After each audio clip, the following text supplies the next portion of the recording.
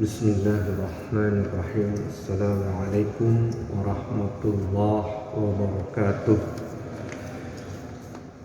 Alhamdulillahirabbil alamin wa bihi nasta'in ala umuri dunya waddin. Wassalatu wassalamu ala sayyidina Muhammad sayyidul mursalin wa ala alihi wa sahbihi ajma'in, amma ba'd. Jamaah salat zuhur Masjid UI yang dimuliakan Allah Subhanahu wa taala, kembali pada siang Kamis ini kita melaksanakan alhamdulillah dengan keadaan sehat, dan semoga Allah Subhanahu wa taala selalu memberikan kesehatan kepada kita bisa melaksanakan salat zuhur berjamaah di Masjid UI. Salawat dan salam kita sampaikan kepada junjungan kita Nabi besar Muhammad sallallahu alaihi wasallam wa ala alihi washabbihi ajmain. Seperti Kamis-Kamis sebelumnya, tema-tema yang kita akan sama-sama belajar yaitu tentang tema-tema kehidupan. Ada sebuah daerah atau wilayah di Asia Tengah yang di sana banyak menghasilkan para ulama-ulama dari satu tempat tersebut, dan karya-karyanya banyak yang menginspirasi dan menjadi rujukan dalam dunia Islam. Salah satu yang datang dari Asia Tengah, sebut saja seorang sufi besar namanya Jalaluddin Rumi. Jalaluddin Rumi ini seorang sufi yang meninggalkan karya maestronya kita sebut dengan Masnawi Ma'nawi.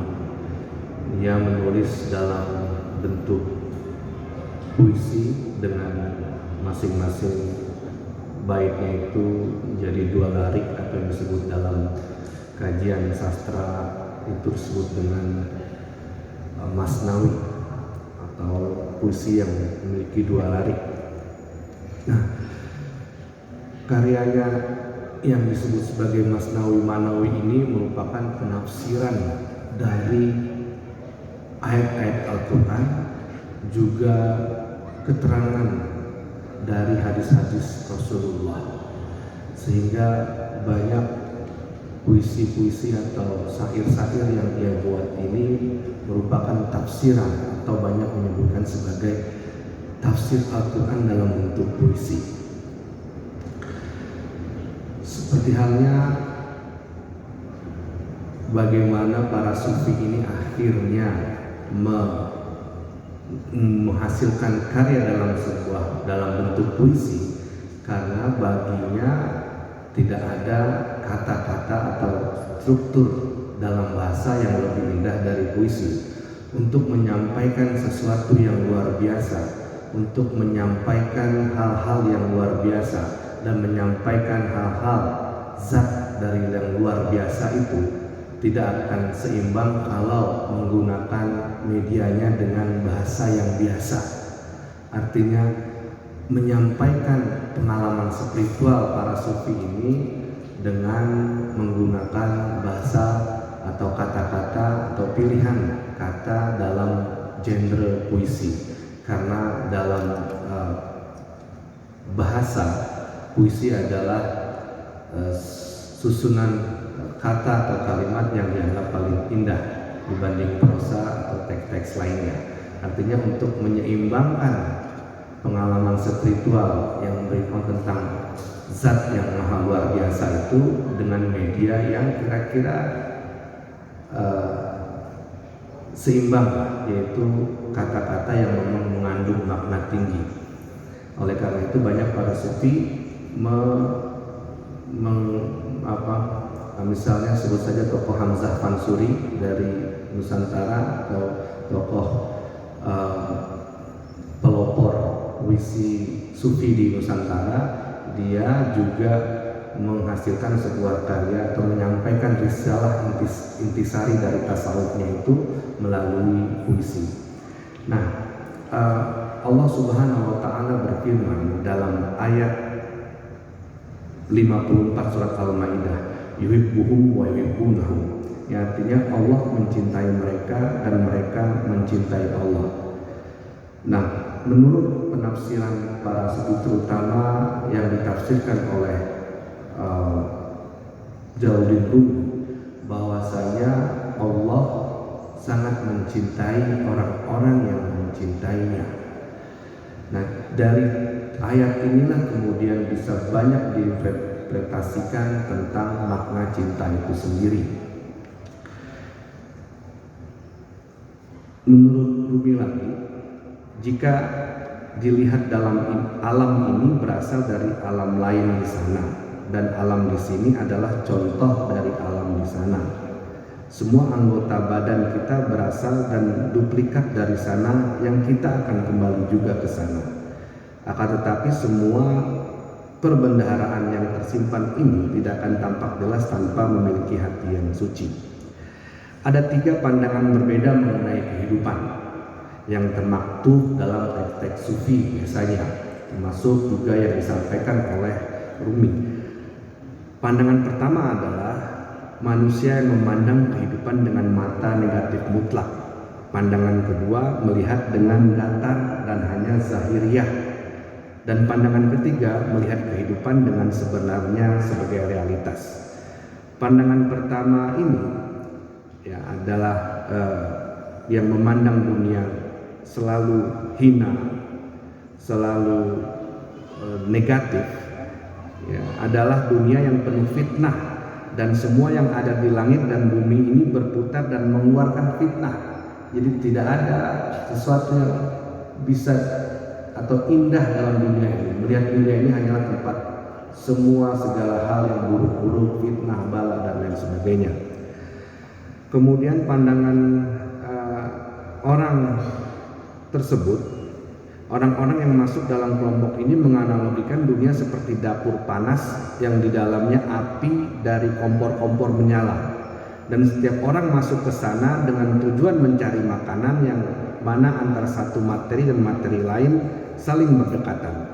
Mata menjadi merah dan berair dari panasnya api, dada menjadi sesak dan batuk hingga harus meninggalkan dunia dapur. Koloni manusia baru terlahir, kisah ini pun akan terulang terus. Inilah kelompok orang yang melihat kehidupan sebagai objek negatif mutlak. Pandangan kedua adalah pandangan dangkal yang hanya melihat dunia secara datar saja, yaitu hanya tempat hidup, makan, minum, dan istirahat. Sedangkan orang yang menganut pandangan kedua ini hanya ingin hidup yang terbatas pada kebahagiaan dan kenikmatan saja. Dan pandangan yang ketiga adalah pandangan yang bagaimana melihat hidup ini sebagai realitas.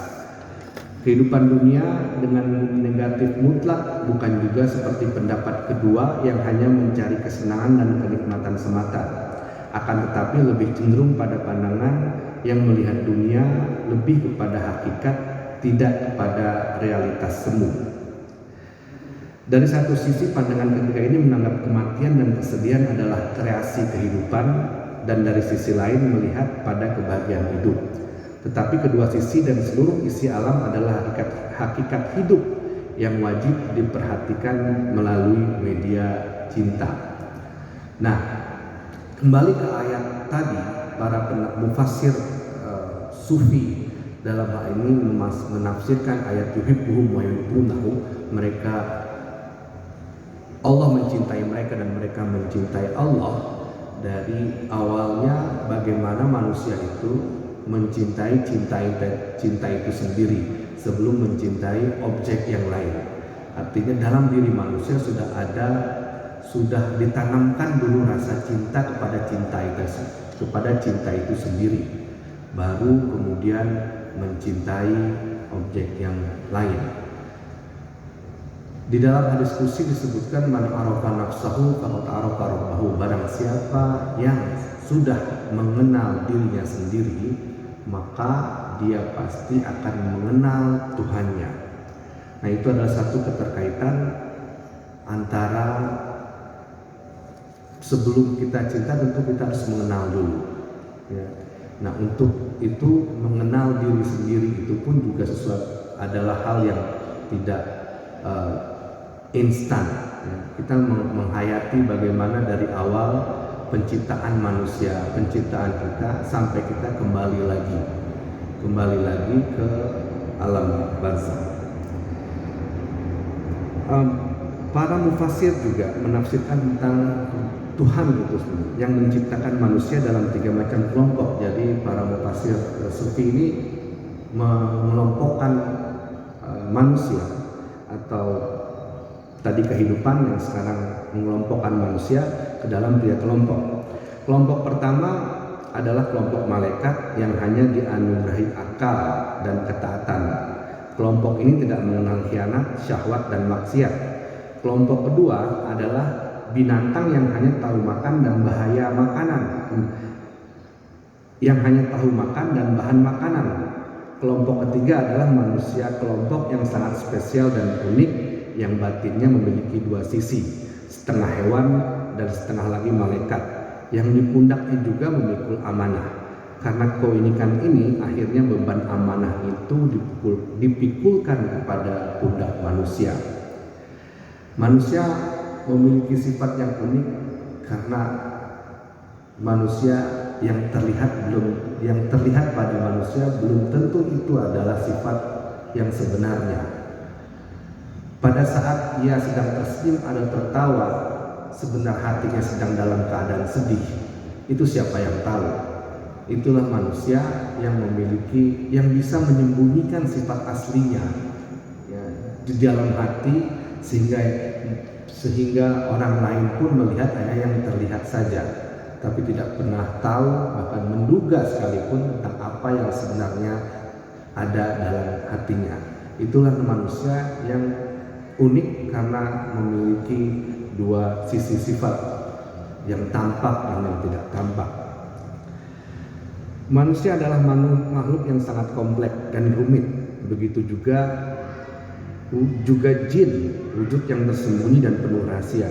Akan tetapi manusia lebih kuat daripada jin karena manusia dapat menyembunyikan keadaan batinnya dari orang-orang sekelilingnya.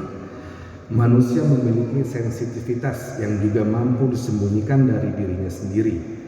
Hubungan antara zahir dan batin manusia seperti pulau di tengah lautan luas. Daratan tampak jelas di tengah-tengah laut, tapi ada bagian yang lebih besar dan terdalam di dalam pulau tersebut yang tidak kita ketahui, tidak tampak. Itulah asli kepribadian kita. Asli kita tersembunyi dengan berbagai macam jenis yang kadang kita sendiri tak menyadarinya. Kembali ke hadis qudsi, man arafa nafsahu faqad arafa rabbahu. Barang siapa yang sudah mengenal dirinya sendiri, maka dia akan mengenal Tuhannya. Nah, jadi dari kita mengenal Tuhan kita sendiri dengan cara mengenal diri kita sendiri. Kadang kita sendiri belum terlalu paham atau belum terlalu menguasai dengan sifat yang ada dalam diri kita sendiri. Nah, kuasai itu dulu. Berarti kalau kita sudah menguasai semua apa-apa yang ada dalam diri kita, otomatis menurut hadis tersebut kita akan mengenal Tuhan. Ya. Dalam studi estetika, keindahan atau kajian keindahan sangatlah penting bagi manusia. Karena manusia jika tidak mempelajari keindahan atau studi keindahan, bagaimana bisa dia menganalisis sebuah keindahan? Menurut Rumi lagi, keindahan bersumber dari satu mata air, dari alam keindahan yang absolut yang dipancarkan dari alam ketuhanan ke alam manusia. Bagi Rumi, semua keindahan yang dia lihat merupakan pancaran sinar dari bulan hakikat, dari cahaya hakikat. Nah, dari cahaya bulan itu berasal dari cahaya matahari yang lebih tinggi, dan sinar cahaya matahari pun bersumber dari tempat yang lebih tinggi lagi, dan begitu seterusnya. Jadi ada hadis yang menyebutkan Rasulullah SAW sabda, Innallaha jamal wa yuhibbul jamal. Allah adalah maha keindahan, maha indah, dan menyukai keindahan. Nah, kenapa penting dalam pandangan sufi kita harus mempelajari studi tentang estetika, karena bagaimana bisa kita mengidentifikasi suatu keindahan sementara kita tidak menguasai ilmu atau studi tentang keindahan tersebut. Ada manusia yang memuji indahnya pohon, sebenarnya dia sedang memuji pemilik pohon itu. Sebenarnya dia juga sedang memuji siapa yang sudah menciptakan pemilik itu. Jadi kalau kita memuji objek keindahan, sebenarnya kita sedang memuji pemilik atau yang membuat keindahan itu. Tadi misalnya hakikat bulan, jadi hakikat cahaya dari bulan sebenarnya juga sedang memuji bulan, berarti sedang memuji matahari, karena cahaya itu cahaya bulan berasal dari matahari. Nah, secara tidak langsung juga memuji siapa pemilik atau yang membuat matahari itu. Jadi begitulah seterusnya dalam pandangan para sufi tentang studi keindahan. Jadi siapapun yang melihat keindahan di dunia dan memujinya, sesungguhnya dia juga memuji sumber keindahan tersebut. Pujian ini secara tidak langsung berkaitan dengan sumber asli kehidupan. Allah Subhanahu wa taala juga berfirman bahwasanya Zul Jalali wa yabqa wajhul jalali wal ikram. Jadi hanyalah wajah surat Allah yang akan terus abadi di dunia ini. Semuanya akan fana. Dalam hubungan alam ini dan Tuhan adalah seperti hubungan antara wajah dengan tanpa wajah. Ya. Lantas bagaimana hubungan wajah tanpa wajah itu bisa tampak?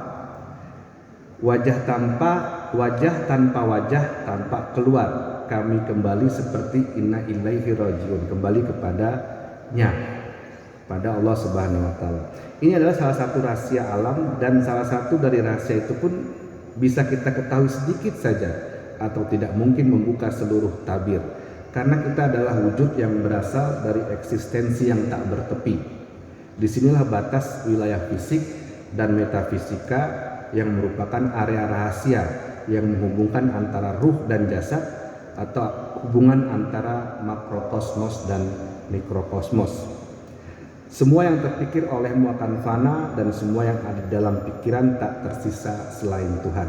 Itu salah satu bait atau larik, dua larik puisi Rumi yang menyebutkan bahwasanya, dan dia menafsirkan tentang wa yabqa zul jalali wal ikram kullu wajhin fan wa yabqa zul jalali wal ikram. Nah, bagaimana hubungan antara wajah dan tanpa wajah itu sendiri? Karena ya seperti hubungan antara alam ini dengan Tuhan, kita dengan Tuhan. Jadi kita yang ini adalah objek semua yang tampak dengan yang tidak tampak. Hubungan antara mikrokosmos termasuk kita yang di alam ini dengan makrokosmos. Kullu man 'alaiha fanin, dalam ayat 26 surah Ar-Rahman, kullu man 'alaiha fanin wa yabqa wajhi rabbika dzul jalali wal ikram.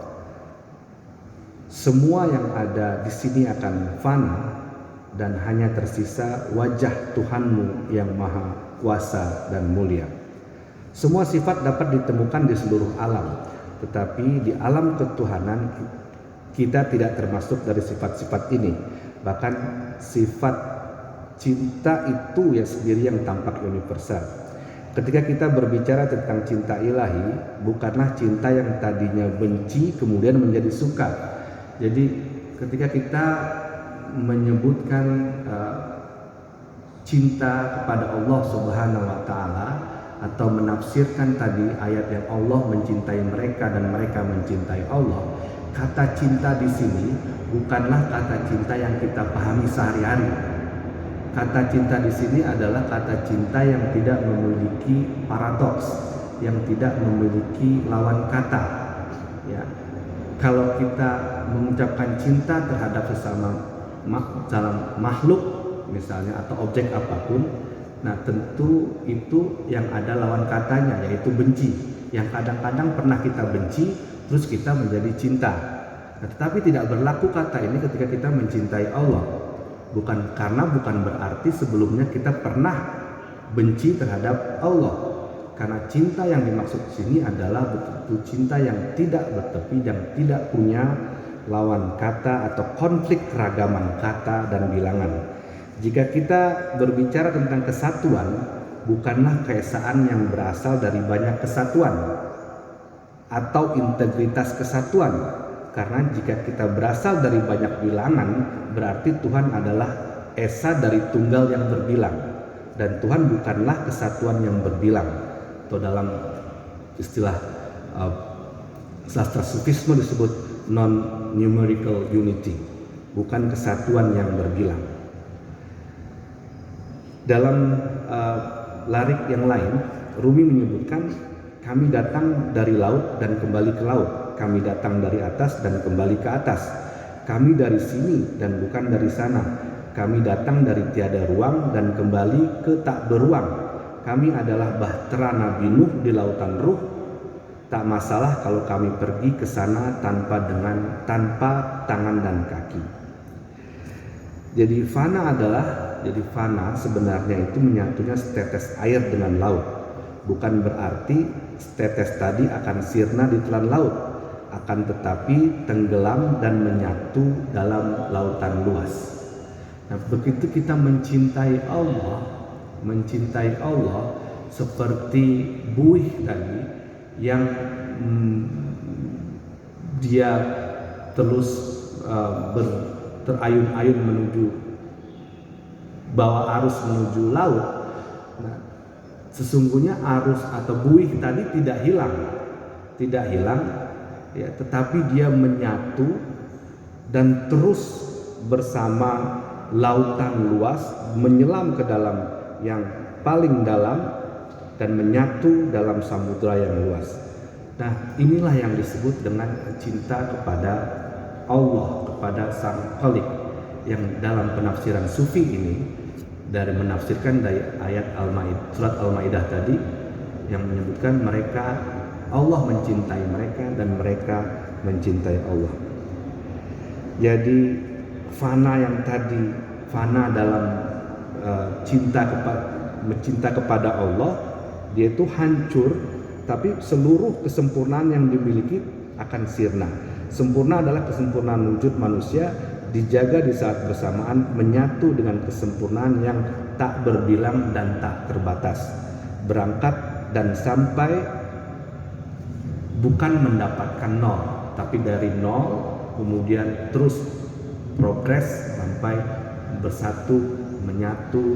Kalau dianalogikan di buih dan lautan tadi, terus bersama lautan luas.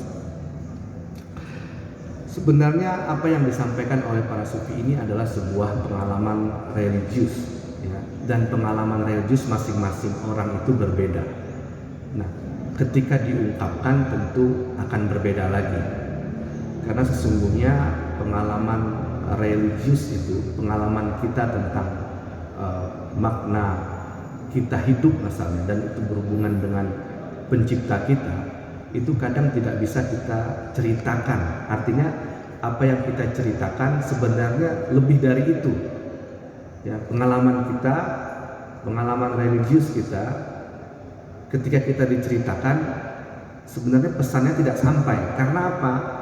Karena sebenarnya lebih dari itu pengalaman kita, atau pengalaman saya, atau pengalaman Anda. Tetapi memang masalahnya adalah di medianya itu hanyalah kata-kata, hanyalah bahasa. Sementara yang ingin kita sampaikan adalah media yang tidak Sementara yang ingin kita sampaikan adalah zat yang tidak terbatas oleh ruang dan waktu, yaitu Tuhan, yaitu Allah Subhanahu wa Ta'ala. Tetapi medianya itu adalah kata-kata yang terbatas oleh ruang dan waktu. Nah, hampir tidak equal, tidak sama, ya. Kita ingin menyampaikan sesuatu atau zat yang tidak terbatas oleh ruang dan waktu, tapi dengan media yang terbatas oleh ruang dan waktu, yaitu kata-kata. Mungkin kita melihat orang yang misalnya anak muda yang sedang jatuh cinta, ya, keadaan dia yang seperti orang gila, tidak bisa makan atau tidak enak makan, tidak minum, atau misalnya hampir mau pingsan dengan kondisinya yang sedang jatuh cinta. Kondisi seperti itu yang menurut kita tragis, tapi dalam sebuah kalimat kita hanya bisa diwakilkan dengan dia sedang jatuh cinta, ya, makanya kondisinya seperti itu, yang tidak tenang, tidur, makan, minum, dan lain sebagainya, dan bahkan lebih dari itu. Tapi dengan hanya diwakilkan oleh satu kalimat, ya, sedang jatuh cinta. Begitu pula yang dialami oleh sufi-sufi sebelumnya yang terdahulu, sebelum dari Rumi misalnya Al-Hallaj, ya, Al-Hallaj yang ada di tanah Persia, kemudian di Nusantara misalnya dengan tokoh Syekh Siti Jenar. Sebenarnya kalau menurut tokoh-tokoh sufi yang lahir setelah tokoh-tokoh tadi, itu menyebutkan kesalahan mereka atau dosa mereka itu hanya satu, mengungkapkan rahasia Tuhan di khalayak awam, ya, mengungkapkan pengalaman religius yang hanya dia sendiri yang paham, hanya dia sendiri yang merasakannya, tapi diungkapkan itu di khalayak awam yang belum tentu atau bahkan tidak mengerti apa yang sebenarnya yang telah dirasakan oleh tokoh tersebut. Seperti orang yang sedang jatuh cinta tadi, orang di sekitarnya tidak akan mengerti apa yang sedang ia rasakan kecuali dia sendiri yang betul-betul merasakan. Begitu juga dengan pengalaman religius yang kita alami masing-masing kita pasti memiliki atau pernah memiliki pengalaman religius yang kadang kalau diceritakan sebenarnya lebih dari itu, ya, sebenarnya lebih itu.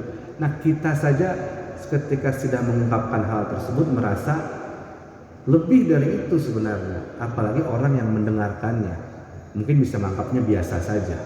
Itu tadi karena apa yang kita ungkapkan atau zat yang maha luar biasa itu hanya terwakilkan oleh kata-kata yang tidak luar biasa dan bahkan terbatas oleh ruang dan waktu.